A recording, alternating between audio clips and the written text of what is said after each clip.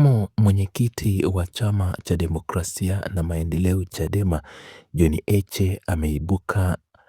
ameibua mjadala mzito baada ya kuweka wazi mtazamo wake kuhusu kauli zilizotolewa na baadhi ya wabunge na wawakilishi kutoka upande wa Zanzibar.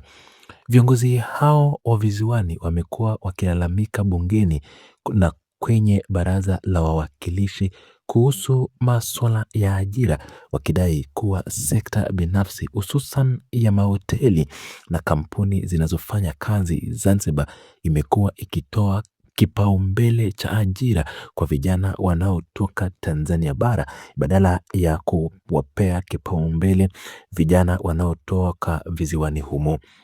Katika klipu za video zilizosambaa, wabunge hao walielezea kusikitishwa kwao na kile walichokiita wimbi kubwa la watumishi na maafisa ya uajiri kutoka bara ambao wamekuwa wakiajiri watu kutoka mikoa ya bara na kuwaacha vijana wa eneo la jirani kama vile Ole, Vitongoji na Wawi wakiwa hawana ajira, huku kikizingizio kikubwa kikiwa ni ukosefu wa elimu na ujuzi unaohitajika katika soko la ushindani.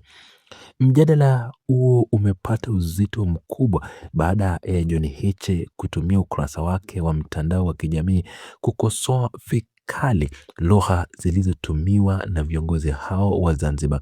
Heche amebainisha kuwa lugha zinazowataja Watanganyika au watu kutoka Tanzania bara kama wageni wanapokuwa Zanzibar ni za kibaguzi na hazikubaliki chini ya misingi ya katiba ya Jamhuri ya Muungano wa Tanzania ambayo inakataa aina zote za ubaguzi. Kiongozi huyo wa upinzani alionyesha kushangazwa na ukweli kwamba kauli hizo zilitolewa mbele na viongozi wakuu wa bunge kama vile spika au wenye viti wa vikao bila kuwepo kwa ufafanuzi wowote au hatua za haraka za kuwazuia wajumbe kutumia lugha zinazohatarisha umoja wa taifa. Heche amesisitiza kuwa ukimya wa viongozi hao wa bunge unatoa picha ya kuidhinisha msimamo huo wa kibaguzi, akitolea mfano kauli za viongozi wengine kama Saada Mkunya ambaye walijaribu kurekebisha kauli zao baadaye, lakini ushahidi wa video kamili unaonyesha wazi mwelekeo wa ubaguzi wa kiutajiri na kiajira.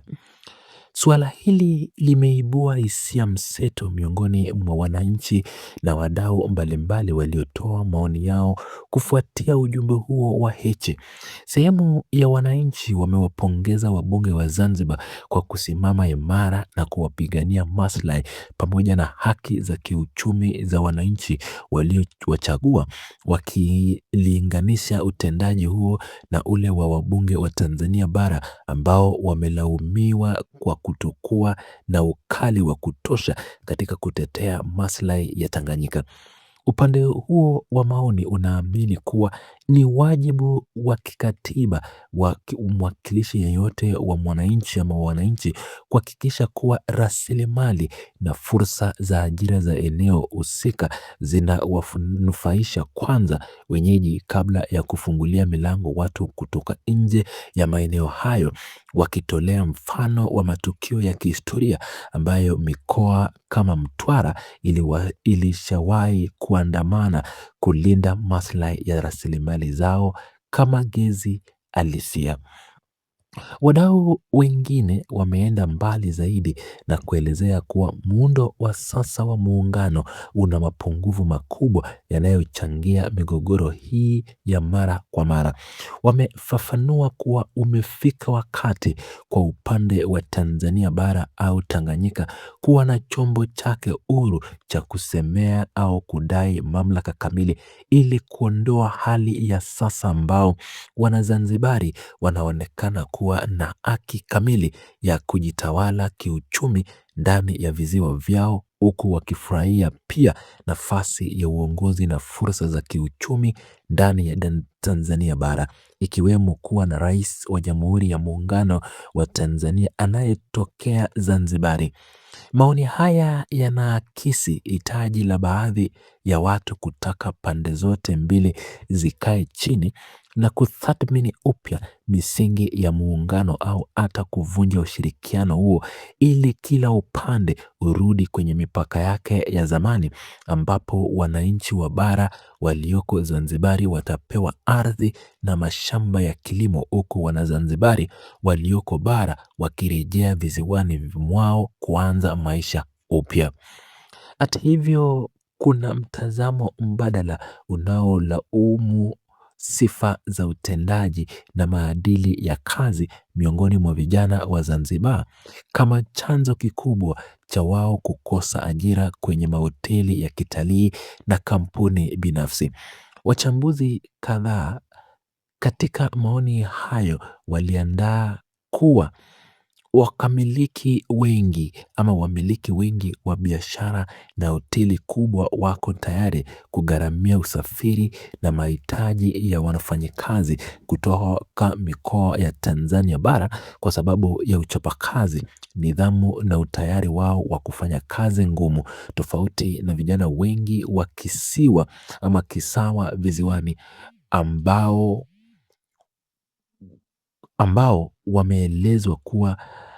na mtindo wa maisha usioendana na kazi pamoja na shinikizo la sekta la ukarimu. Maoni haya yanasababisha ama yanabainisha kuwa suala hilo halipaswi kutazamwa kama ubaguzi wa kiserikali, bali kama matokeo ya soko huru la ajira, ambapo waajiri wanatafuta ufanisi wa juu zaidi kulinda uwekezaji wao mkubwa wa kifedha. Kwa upande mwingine, dhambi ya ubaguzi imekosolewa vikali na wadau waliokumbushiana hotuba na falsafa ya baba taifa Mwalimu Julius Kambarage Nyerere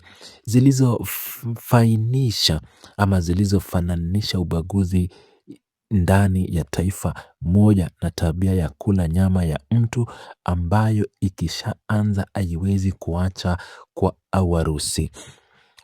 Walionya kuwa kuruhusu lugha hizi bungeni au kwenye baraza la mawakilishi kuna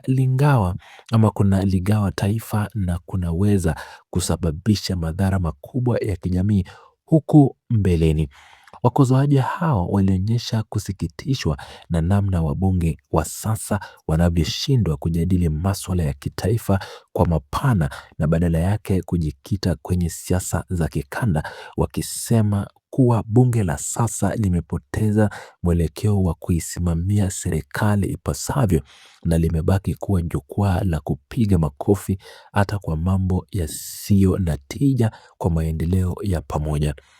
Mkutano huu wa kisheria na kijamii unaguza pia utofauti wa kimfumo kati ya Baraza la Wawakilishi la Zanzibar na Bunge la Jamhuri ya Muungano wa Tanzania, ambao baadhi ya wachangiaji walifafanua kuwa sheria za kazi na ajira kwa upande wa Zanzibar ziko chini ya mamlaka ya ndani ya Serikali ya Mapinduzi na si mambo ya muungano.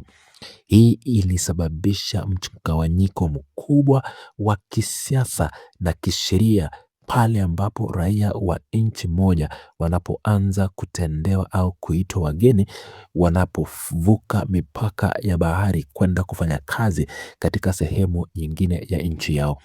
Mjadala unaendelea kuwa mkali huku kukiwa na wito wa kutaka viongozi wakuu wa kisiasa kutoa msimamo rasmi wa serikali ili kuzuia